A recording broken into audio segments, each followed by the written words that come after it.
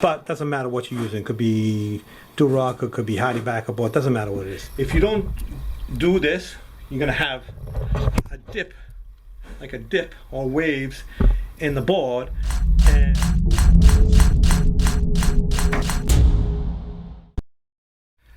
okay, so one of the most important things you can do before you put up any board, before you start any tile, is prep work. So I'm doing this tub area here. It's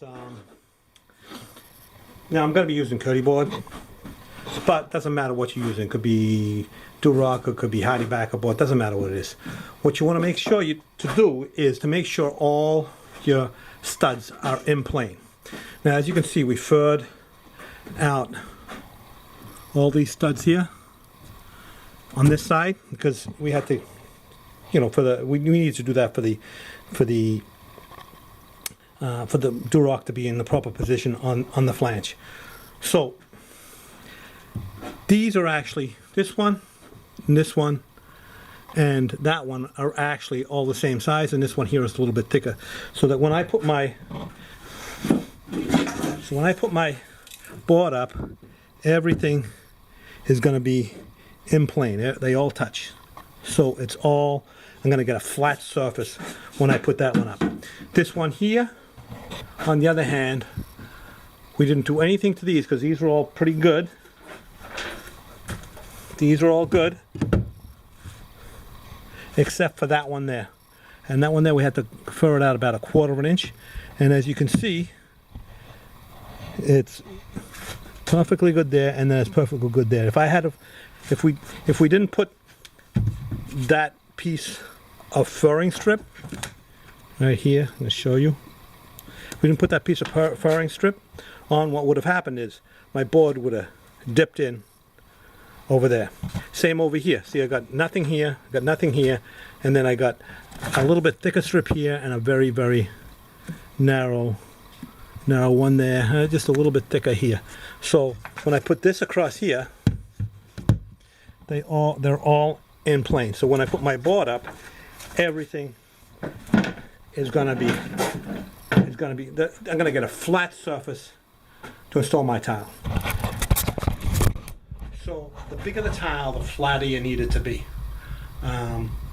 So now, if you're doing Durock or you're doing a cementitious backup board, like, you know, a cement board, then this is the way you have to do it. You have to do it with the furring strips. If you're using a foam board, like I'm using here, you can do it with wet shimming. I have another video that explains exactly what wet shimming is, but for anyone that doesn't do foam boards like Schluter Kerdi-Board or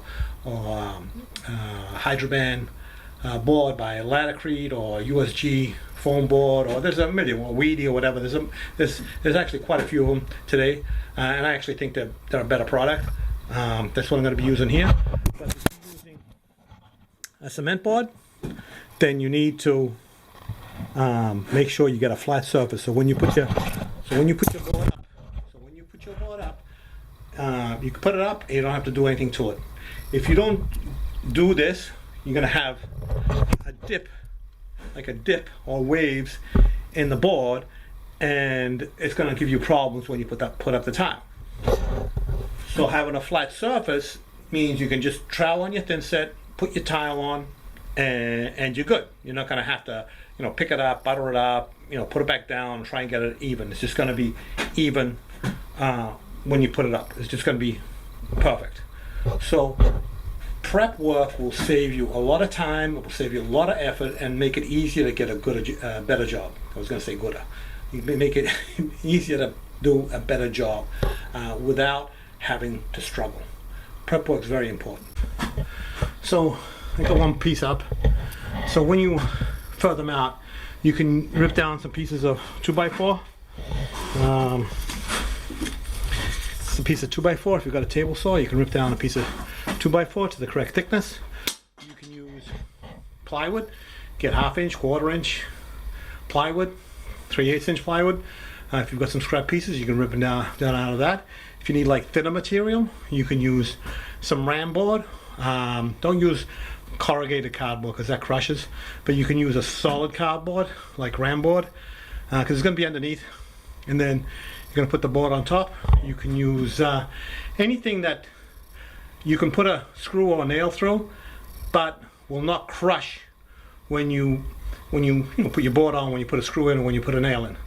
So you can use different materials at the same time. So if you've got a piece that needs to be 1/2 inch, you can use a piece of 1/2 inch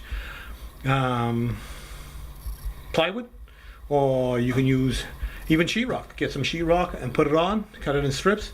If you need, one side, one piece might need to be 1/2 inch, and one piece might need to be 1/4 inch. You can use 1/2 inch plywood, 1/4 inch plywood, whatever works that can be put underneath to fur it out. Doesn't all have to be the same material. If you've got Ram board or a thick cardboard, you can put multiple layers just to get everything exactly even and flat. So when you put your board up, it's flat.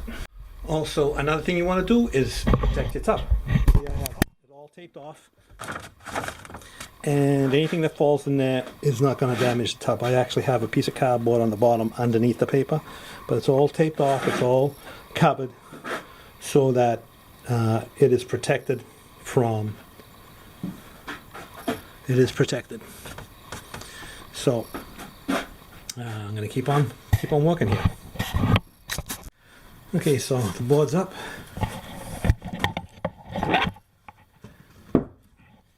Flat walls.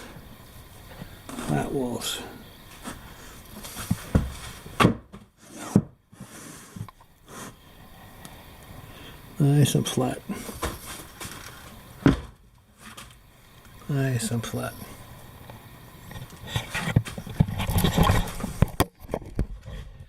Do your prep and make your life easier. So, if this is your first time seeing my videos, my name is Sal de Blasi. I'm a tile contractor in the Boston area. I have over 700 videos. Pretty much all of them have to do with tile. And leave your comments in the comment section below. So check me out on Patreon if you don't mind. Check me out there. If you can support me there, it'd be great. And also, don't forget to subscribe. Never forget to subscribe. Thanks for watching.